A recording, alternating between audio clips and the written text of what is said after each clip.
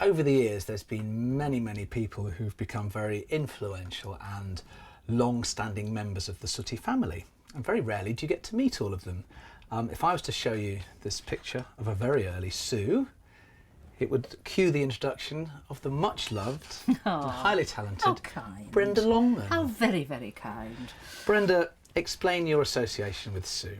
Well, I began being the voice of Sue in 1981. I knew Matthew Corbett and he asked me to go and audition. I believe there were 2 other contenders, but I won the prize. That's so next year that'll be 30 years of being the voice of Sue. Now, obviously we've been watching some of the old Harry material, and Sue's voice was, you were too young to be the voice of Sue. Well, I was actually, because she was introduced in 1963 when I was a mere, I think I was at primary school or something like that. But no, it was Marjorie who did the first voice of Sue. And that's Harry's wife. That is Harry's wife. She was known as Tobes. Well, I never got to meet Harry or Marjorie Corbett. Sadly, they long passed away when I came onto the scene. But watching these films, it strikes me just how passionate they both were, actually. Well, they both were, and I mean, she was the driving force behind Harry. Really? I mean, yes. I mean, he obviously was the creative genius, but he wouldn't have been anything without Tobes, really, you know. Having met Harry Corbett and seen behind the scenes, you know, I suspect, and please tell me if I'm right or wrong, that his love of Sooty probably came first in his life. I mean, am I exaggerating? No, he did. He loved it. I mean, he loved animals as well. I mean, the whole family love animals, but I mean, he did adore Sooty, and I think that always comes across, doesn't it? This great affection for something which is actually showing him no respect at all. So why did Marjorie decide to not? What happened? When did Marjorie finish? What came about? When did she retire? Well, I hope she'll forgive me because she's up there. But in fact, I think she sort of retired herself because she did smoke rather a lot, and she used to sort of run out of breath at the end of sentences, and actually posed a fire risk at Thames Television. Really? And I think it was suggested that perhaps she might stand down because Sue did sound a little old. Right. Okay. Okay. So tell me, you've 30 years being the voice of Sue. Yeah. So completely through the era of Matthew. Absolutely. I started the year after Matthew. Who was? In fact, I think I started with Matthew, actually. What a completely different approach Matthew had to Harry. Totally different approach. I mean, when you think about it, Harry had those puppets. They were flaunting authority. And he had this enormous affection for them. Matthew came in as one of them, if you like. He suddenly took an equal part as the 4th idiot, if you like. Well, although Sue was always the sensible one. But when Harry was doing it, of course, the puppets were the naughty children. Yes. And you had that kind of he was very much parental in the background. avuncular, very much in the background. Right.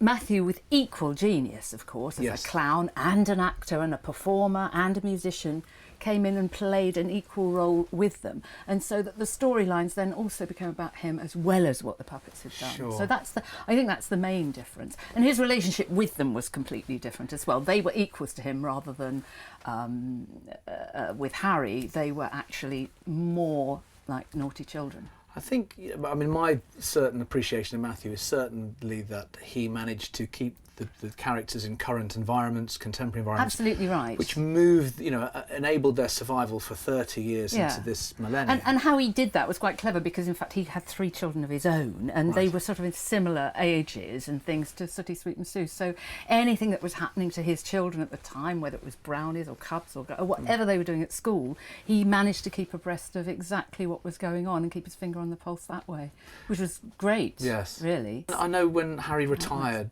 in his retirement, he spent his last years building props for Matthew and scenery and stuff. Because he loved the minutiae, you see, of everything. Were you ever there when he was in the wings watching Matthew? And Yeah. What did he think when he watched his son perform something so successfully that he'd been so close to him? I mean, what was because their relationship in the He'd always have a note for him. Really? Yeah. Oh yes. Yeah. Yes.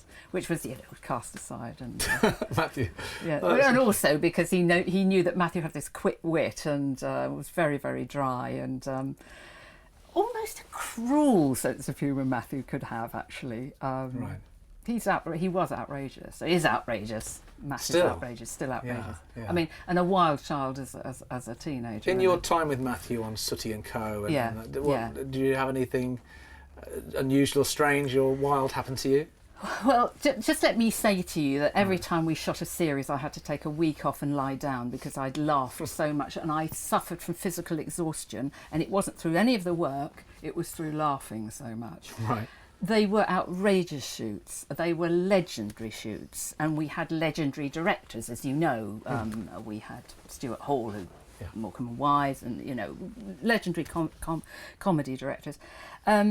But as far as I'm concerned, as a voiceover artist, the one thing that sticks in my mind is when we were all watching Jeff Capes on the end of a rope with Sweep, and everybody, the whole crew, 46 of us, all facing a tug of war.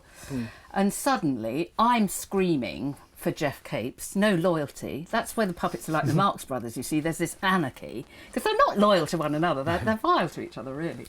And suddenly, whack, in my back, was this thump, and a goat had escaped and butted me. I was wearing a sheepskin coat, and obviously it thought I was one of its own. And and I was flat on my face. Fortunately, the camera swung round and caught me lying flat down in a cow pat. Extraordinary thing. So I needed danger money for that. I mean, that's just a lot. There's loads and loads of things that happened on location. Obviously, there was over 20 odd years. But, well, long may it continue there. Thank you very much. Nemesis, my little nemesis there. It's a lovely little pop picture. Culture legends. I love of this little picture of Sue, because as a child I remember Harry and the band, and I remember Matthew taking over from Harry and being quite, sort of not against him. People resist change in the way that I've spent my last few years trying to justify any vague form of existence in Matthew's shoes, that people they're used to who they know. And I remember Harry, and I particularly remember Sue at the piano. She's a good pianist, wasn't she? Yeah, she was great. She was. I wish I was as good a pianist and I as still have that piano in the archive. It still exists. Do you really? I think we should brush it off one day and I get it think out. so. Yes. It's been a pleasure talking to you, Miss Longman. Thank you, Mr. And Goodell. long may our working relationship. And may I just say, I'm so glad that Sooty is safe in your hands. Well, we thrilled. try. And can I just say, of course, we first met on the Sooty show when you came on as the Young Magician of the Year at 18 years old. Yeah, younger. 1985 that was. 1985. And I gave you a lift to the station. You did give me a lift to the station. And if only I'd have known that 20 years later... We'd be sitting here. We'd be sitting here. We're getting very, very indulgent now, everybody. I think we should say bye-bye. Let's do it. Bye-bye, everybody. Bye-bye.